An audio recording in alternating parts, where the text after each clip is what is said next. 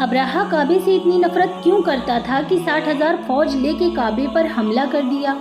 क्योंकि काबा पूरे अरब के लिए सबसे मुकद्दस जगह बन चुकी थी।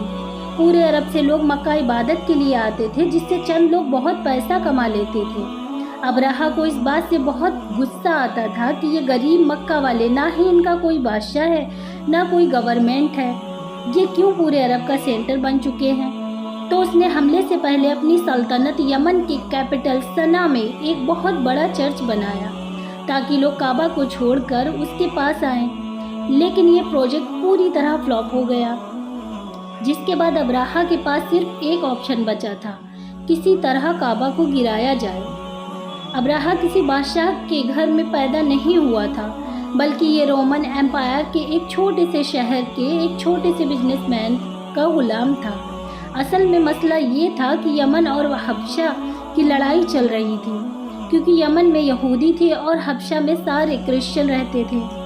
तो पहले यहूदियों ने हमला किया और क्रिश्चियन इलाकों में बहुत तबाही मचाई, जिसकी वजह से सुपर पावर रोमन एम्पायर को बहुत गुस्सा आया। तब भी क्रिश्चियन जी सुपर पावर थे, तो रोमन एम्पायर ने हबशा में अपने क्रिश्चियन भाइयों की मदद करके यमन में यहूदियों की सल्तनत हमेशा के लिए ख़त्म कर दी। और इस काम के लिए उन्होंने अपने ही गुलाम को भेजा, जिसका नाम था अब्राहा, जो 1 लाख फौज लेकर गया और यहूदियों की तबाही मचा दी। इस जीत के बाद अब्राहा बहुत ज़्यादा स्ट्रांग हो गया और उसने यमन को अपने ही मुल्क हबशा से अलग कर दिया। मतलब एक जनरल ने अपने ही मुल्क से बगावत कर दी। हबशा के बादशाह को इस पर बहुत गुस्सा आया और उसने फिर एक फ़ौज भेजी, लेकिन इस बार अब्राहा के खिलाफ। इस नई फ़ौज ने अपने ही जनरल को ख़त्म करके अब्राहा के सामने पेश किया और अब्राहा की फ़ौज में शामिल हो गए। इसके बाद अब्राहा पूरे अरब का सबसे ज़्यादा ताकतवर बादशाह बन गया और पूरे अरब में उसका इन्फ्लुएंस फैल गया। सिवाय एक चीज़ के, हर साल पूरे अरब से हज़ारों लोग मक्का में काबा के तवाफ़ के लिए जाया करते थे। तो अब्राहा ने सोचा, इसमें कौन सी बड़ी बात है, हम भी एक बना लेते हैं। तो उसने अपने कैपिटल के एक आलीशान चर्च बनाया, जिसको पूरी दुनिया के हीरे जवाहरात से भर दिया। ये बिल्डिंग पूरे अरब में सबसे खूबसूरत और आलीशान बिल्डिंग थी। अरबियों ने इससे पहले ऐसी कोई चीज़ नहीं देखी थी, लेकिन कोई भी इसकी इबादत के लिए नहीं आया। सब उसी पुराने काबा की तरफ जाया करते थे। इतना खर्चा और इतनी सब कुछ करने के बाद भी जब अब्राहा फेल हुआ, तो उसके पास सिर्फ एक ही ऑप्शन बचा था। तो उसने 60,000 लोगों की फ़ौज जमा की और काबे पर हमला कर दिया। हिस्ट्री के मुताबिक अब्राहा एक बहुत बड़ा बादशाह, लेकिन उसके मक्का जाने का कोई भी जिक्र नहीं है। लेकिन रिसेंट फाइंडिंग्स में कुछ ऐसे यहूदी इंस्क्रिप्शंस मिले हैं जिसमें क्लियरली लिखा हुआ है कि अब्राहा ने एक जगह पर हमला किया था, जिसमें उसे पूरी तरह शिकस्त हुई थी। तो अब बड़े बड़े हिस्टोरिज भी इस हमले को मक्का पर इसी हमले पर करार दे रहे हैं, जिसमें अब्राहा अपने साथ कुछ हाथियों को भी लेकर गया था।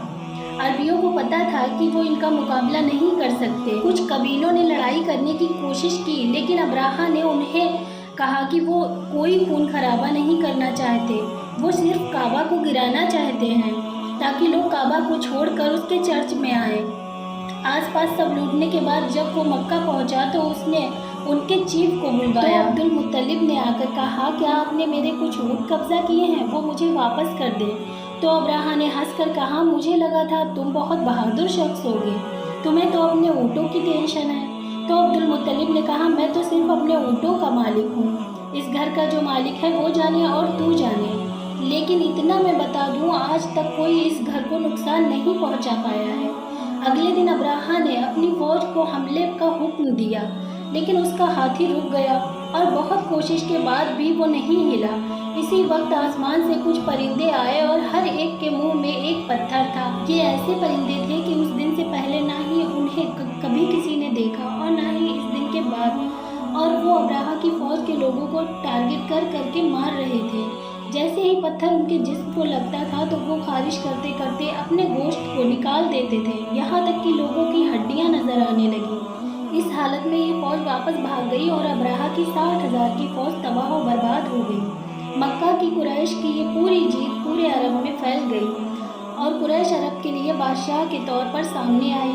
इस वाक़ये के बाद पूरे अरब से लाखों लोग काबा के तवाफ़ के लिए और भी आने लगे और मक्का مکہ میں ہر سال میلہ سجنے لگا، مکہ والوں کی دولت آسمان سے باتیں کرنے لگی۔ لیکن اسی سال اچانک ایک دن عراق کے سب سے بڑے ٹیمپل میں جو آگ سالوں سے جل رہی تھی وہ بجھنے لگی، اور اسی دن مکہ میں ایک یتیم بچہ پیدا ہوا جس کا نام تھا محمد۔